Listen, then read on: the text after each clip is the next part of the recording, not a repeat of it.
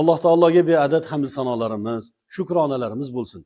Katta intizorlik bilan kutgan Ramazon oyiga ham tinchlikda, omonlikda, xotirjamlikda yetib keldik. Bunga har qancha Robbimizga shukronalar aytsak oz. Ramazon oyida Alloh taolo mo'min musulmon bandalariga roza tutishlikni farz qildi. Qur'oni Karimda Alloh aytadi: "A'udhu billahi minash shaytonir rojim. Ya ayyuhallazina amanu kutiba alaykumus siyamu kama kutiba alallazina min qablikum la'allakum tattaqun." Sadaqallohul azim. Ya'ni ey iymon keltirganlar, sizlardan avvalgilarga farz qilinganidek sizlarga ham roza tutishlik farz qilindi. Shoyatki taqvodor bo'lsalaringiz.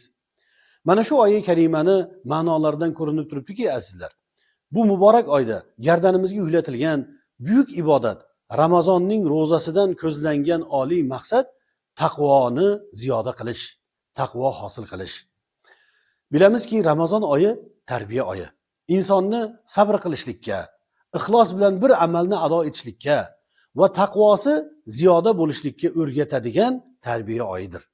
Biz buyuk ibodat bo'lgan Ramazonning ro'zasini tutar ekanmiz, sabr bilan nafsimizni jilovlab, nafsimiz ishtaho qilib turgan narsalardan o'zimizni tiyib, ibodatga bo'lgan, itoatga bo'lgan ishtiyoqimiz yana hamda oshib va aynan xayrli ishlarni amalga oshirishlikda, gunohdan o'zimizni tiyishligimizda sabr bilan bu oyni o'tkazar ekanmiz.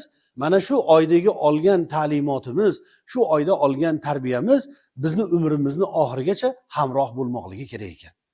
Ixlos bilan roza tutishlikni ado etgan banda esa qilinadigan har bir amalni, qiladigan har bir xayrli ishini faqat Allohning roziligi uchun qilishlikni o'rganar ekan. Taqvosi ziyoda bo'lgan inson esa Alloh taoloning huzurida har bir qiladigan amali uchun javobgarlik bor ekanligini his qilgan holatda o'zini ehtiyot qilishlikni o'rganar ekan.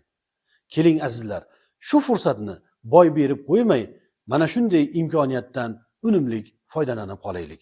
Ramazon oyida Andijonimizning barcha masjidlarida tarovihlar va xatmi Qur'onlar ado etiladi.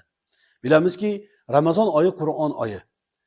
400 dan ortiq qorilarimiz hozirgi kunda xatmi Qur'onlarni ado etib berishlikka shay bo'lib turibdilar.